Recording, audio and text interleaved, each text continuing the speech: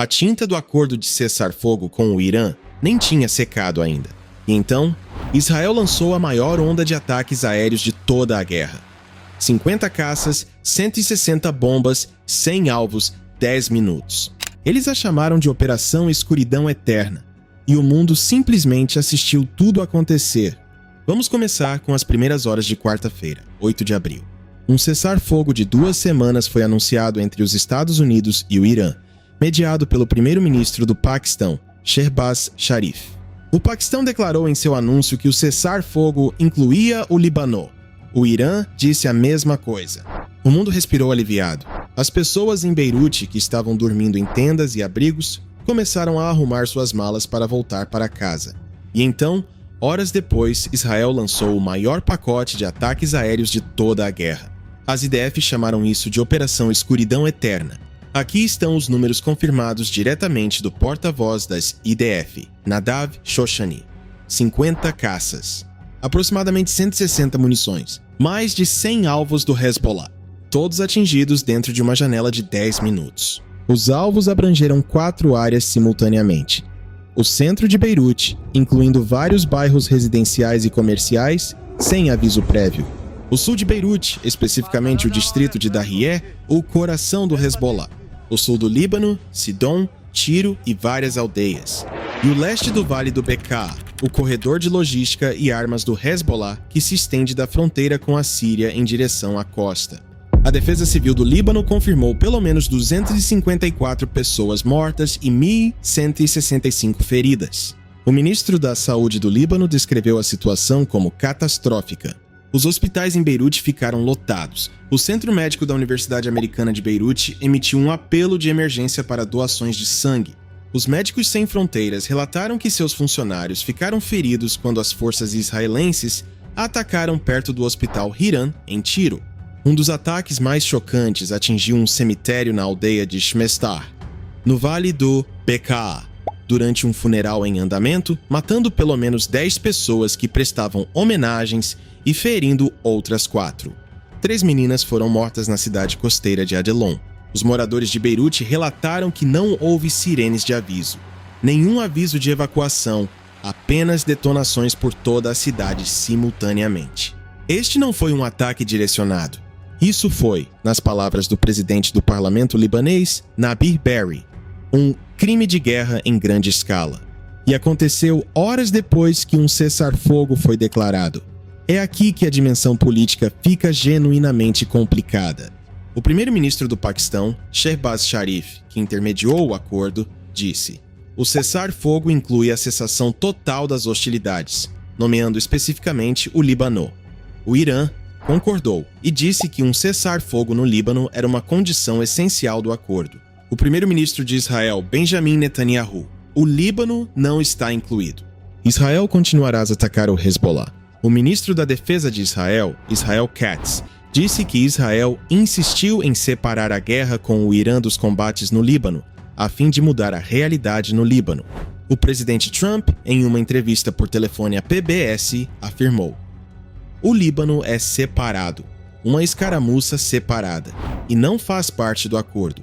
Questionado se ele estava de acordo com os ataques contínuos de Israel, ele disse: essa é uma escaramuça separada. O próprio porta-voz de língua árabe das IDF adicionou contexto. Os ataques foram planejados por várias semanas, e o momento foi baseado em condições operacionais ideais. Em outras palavras, isso não foi uma resposta a nada que aconteceu no dia 8 de abril. Esta foi uma operação pré-planejada que Israel escolheu executar exatamente no dia em que um cessar-fogo foi anunciado, sabendo exatamente qual sinal isso enviaria. O Irã alertou que consideraria os ataques ao Líbano uma violação do acordo de cessar-fogo. E então, com uma velocidade notável, o Irã fechou novamente o Estreito de Hormuz em resposta aos ataques israelenses no Líbano. Os mercados de petróleo, que tinham acabado de respirar aliviados com o cessar-fogo, entraram imediatamente em modo de crise novamente. O cessar-fogo, que deveria acabar com o conflito, pode ter sido desestabilizado poucas horas após o seu anúncio.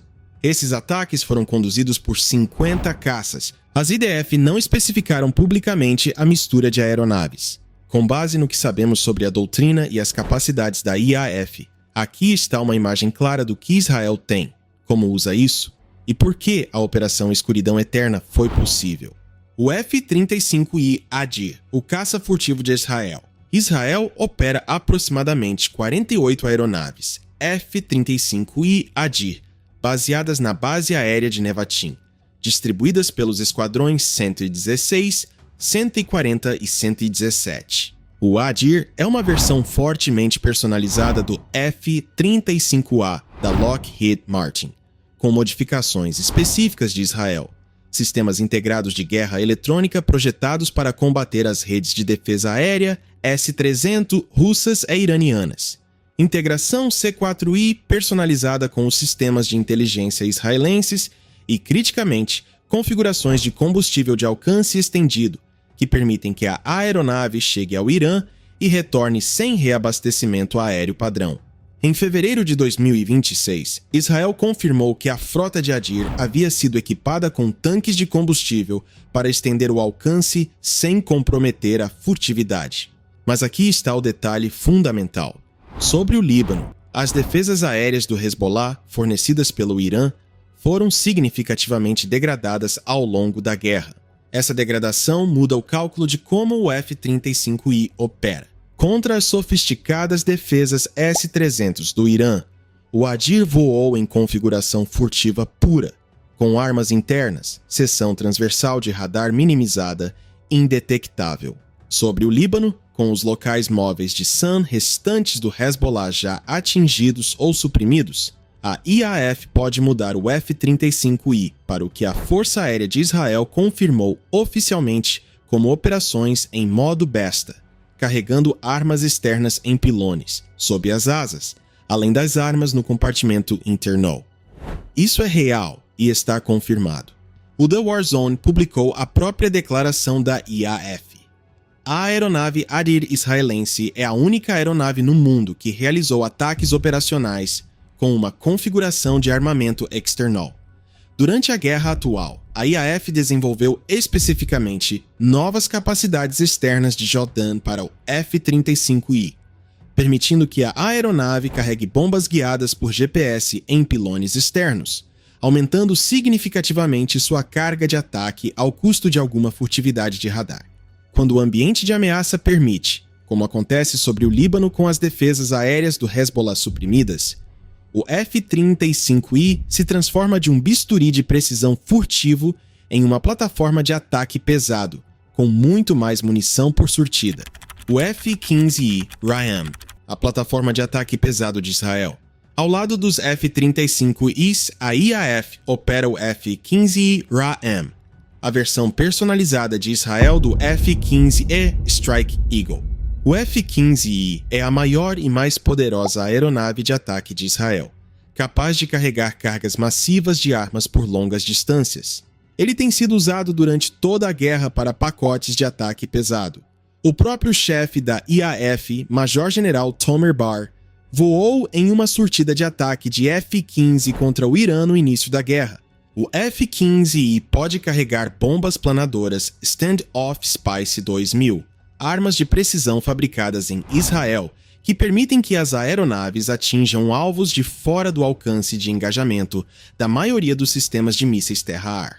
Para o Vale do Bekaa, onde o Hezbollah ainda mantém alguns ativos móveis de defesa aérea, a capacidade do F-15I de lançar armas Stand-Off Spice de grandes altitudes mantém os pilotos israelenses fora do envelope de ameaça, enquanto ainda conseguem acertos de precisão em redes de túneis, centros de comando e depósitos de armas. A combinação é devastadoramente eficaz. F-35Is em modo besta sobre Beirute, lançando bombas pesadas guiadas por JDAMI na infraestrutura de comando do Hezbollah. F-15Is lançando armas stand-off contra alvos no Vale do Bekaa, de além do alcance dos mísseis. O chefe do Estado-Maior da IAF, Eyal Zamir, confirmou a filosofia a partir do Centro de Comando Subterrâneo das IDF em Tel Aviv. Eles irão utilizar todas as oportunidades operacionais para atacar o Hezbollah. No dia 8 de abril, com as defesas aéreas suprimidas e um pacote pré-planejado pronto, a oportunidade operacional foi considerada ideal. A lista de alvos declarada pelas IDF para a Operação Escuridão Eterna é extensa. De acordo com o comunicado militar oficial, os ataques atingiram centros de comando e quartéis generais de inteligência do Hezbollah, as instalações que o Hezbollah usa para planejar ataques contra as tropas das IDF e civis israelenses. Estes estão deliberadamente embutidos em bairros civis, particularmente em Dahiyeh, o subúrbio ao sul de Beirute, que serviu como quartel-general quase governamental do Hezbollah por décadas. Infraestrutura de foguetes e unidades navais. A capacidade do Hezbollah de lançar foguetes de longo alcance no norte de Israel e conduzir operações navais contra o transporte marítimo israelense. Essas instalações incluem locais de lançamento, bunkers de armazenamento de armas e instalações de manutenção. As IDF têm alvejado sistematicamente comandantes, logística e equipamentos da Força Radwan ao longo da guerra. No dia 8 de abril, as IDF disseram que atingiram ativos da Força Radwan e da unidade aérea do Hezbollah. Infraestrutura da unidade aérea. O Hezbollah investiu pesadamente em capacidades de drones, tanto para reconhecimento quanto para ataques de via única. Israel tem alvejado as instalações que apoiam essa capacidade aérea durante toda a campanha. As IDF alegaram ter eliminado mais de 40 militantes do Hezbollah nos ataques. Autoridades libanesas e organizações humanitárias contestam a caracterização de muitos locais de ataque como alvos militares, apontando para edifícios residenciais, áreas comerciais, um cemitério e hospitais atingidos na operação. Um oficial iraniano não identificado, citado pela agência de notícias Fars, ligada à IRGC, alertou sobre consequências para todo o acordo. O ministro das Relações Exteriores do Irã, Araghchi, ligou para o Paquistão para discutir o que ele descreveu como violações israelenses do cessar-fogo no Irã e no Líbano. E então, o mais significativo para os mercados globais, o Irã anunciou que estava fechando o Estreito de Hormuz novamente. Os Estados Unidos exigiram imediatamente que o Irã reabrisse o estreito. Caso contrário, o cessar-fogo seria anulado. O que tinha sido uma pausa de 2 semanas em um conflito devastador, agora parecia que poderia entrar em colapso antes do fim de semana. O problema central é o conflito estrutural entre os objetivos israelenses e americanos. O objetivo de Israel, declarado explicitamente por Netanyahu, era usar a janela criada pela guerra do Irã para mudar a realidade no Líbano e degradar permanentemente o Hezbollah a um grau que torne outro 7 de outubro impossível a partir do norte. Esses dois objetivos não são compatíveis se Israel continuar atacando o Líbano durante um cessar-fogo que o Irã diz cobrir o Líbano. Deixe-me dar a minha leitura estratégica honesta sobre a Operação Escuridão Eterna e o que ela significa. Israel tomou uma decisão calculada. Sabia que o cessar-fogo com o Irã estava chegando.